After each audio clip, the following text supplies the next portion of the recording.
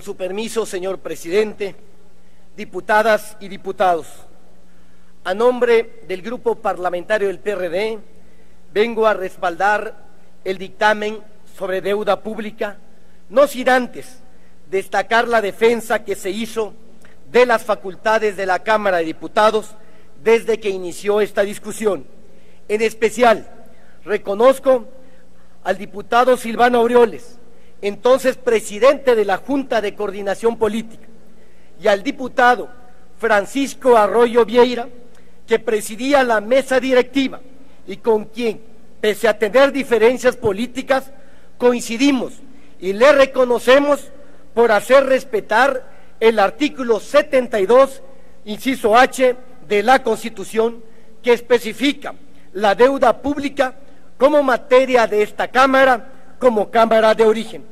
Los beneficios de la reforma se pueden resumir en 6 puntos. Primero, es una reforma que no cancela las facultades de las entidades, pero las regula.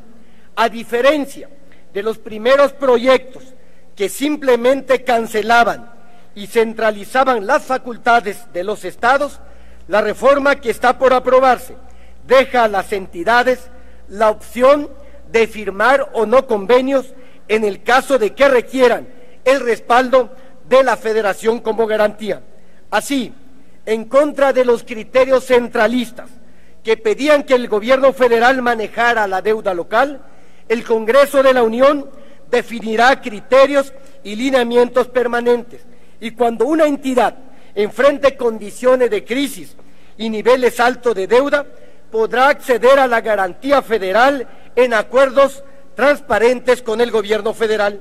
Pasamos del endeudamiento controlado por los gobernadores a deudas bajo nuevas leyes, y en el caso de que existan crisis se actuará con convenios que reforzarán el orden y la disciplina. Número 2, es una reforma que respeta las facultades de la Cámara de Diputados. Quedó claro que el Senado no actuará como Cámara de origen en materia de empréstitos, y se reconoce que las leyes secundarias iniciarán en la Cámara de Diputados. Así, se respeta la asignación de competencias que establece el artículo 72, inciso H, de nuestra Constitución, tal y como lo debatimos en esta tribuna desde el primer periodo de sesiones. Tercero, el marco legal se mejora y fortalece. El Congreso establecerá las bases generales para que las entidades federativas y los municipios puedan incurrir en endeudamiento. Además, se establecerá una ley en materia de responsabilidad hacendaria para los 3 órdenes de gobierno. Esto significa que habrá leyes concurrentes para evitar leyes a modo, y que en ese marco de referencia las legislaturas estatales regularán el endeudamiento de entidades y municipios. 4. Se establecen límites para el manejo de la deuda local. Se establecerán límites para usar las participaciones federales como garantías para evitar abusos. Además, la totalidad de las obligaciones de pago deben inscribirse en un innovador registro público, y se creará un sistema de alertas y sanciones.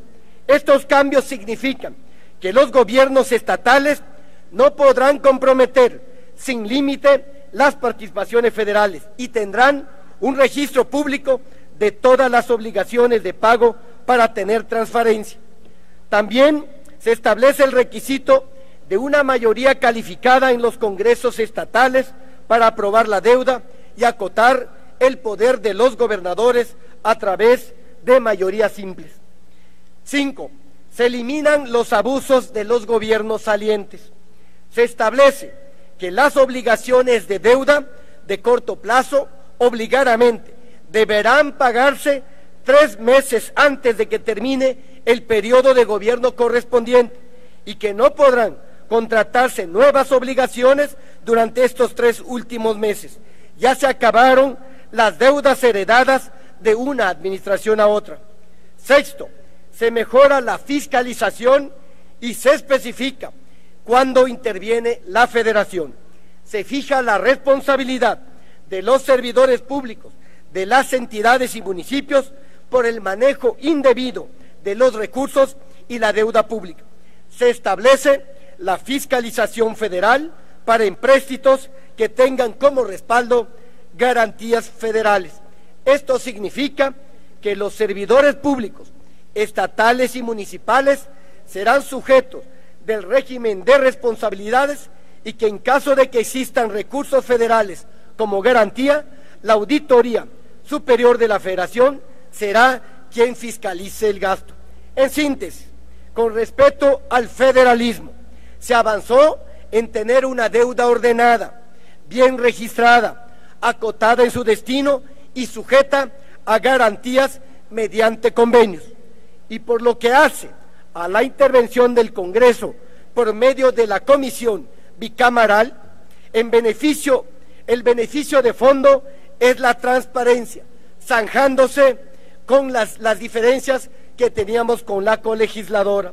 La reforma señala que para dar cobertura federal a deuda local, las entidades y la Federación deberán presentar la información al Congreso y éste tendrá la facultad para hacer las observaciones necesarias. Compañeras y compañeros, esta reforma es un avance, sin lugar a dudas, representa un cambio positivo respecto de la situación actual y es mejor que los proyectos presentados. El PRD le dice sí a la transparencia, sí al registro público de todos los compromisos de pago, sí a la fiscalización, sí a la defensa de las entidades y al mismo tiempo exigimos acabar con los abusos, estableciendo alertas y criterios en las leyes. También rechazamos la práctica de comprometer sin límites y a lo loco las participaciones de las entidades, o que una administración pueda comprometer a varias generaciones con el peso de una deuda desproporcionada. Nunca más un Granier, nunca más un Moreira, nunca más la discrecionalidad de los gobiernos estatales al abusar de la deuda. Pero nos queda la tarea de mejorar el registro de los pasivos federales. Queda pendiente que todo el pasivo del gobierno federal sea reconocido como deuda pública y eliminar viejas definiciones del déficit para no engañarnos. Esperamos que así como se limita el déficit de las entidades, también se controle de manera más estricta el endeudamiento federal, que ha pasado en menos de 2 años de 5.890.000 millones de pesos a 7.125.000 millones de pesos, es decir, un crecimiento de 20%. También falta recuperar las facultades del Congreso que fueron invadidas al establecer que los pasivos laborales de Pemex y CFE se convertirán sin decisión del Congreso en deuda pública. Nos queda el reto de enfrentar la corrupción y la impunidad, que es en realidad lo que frena las inversiones y el principal reto que debemos enfrentar. Pero hoy damos un paso en la dirección correcta y por esa razón el PRD respalda el presente dictamen. Por su atención, muchas gracias.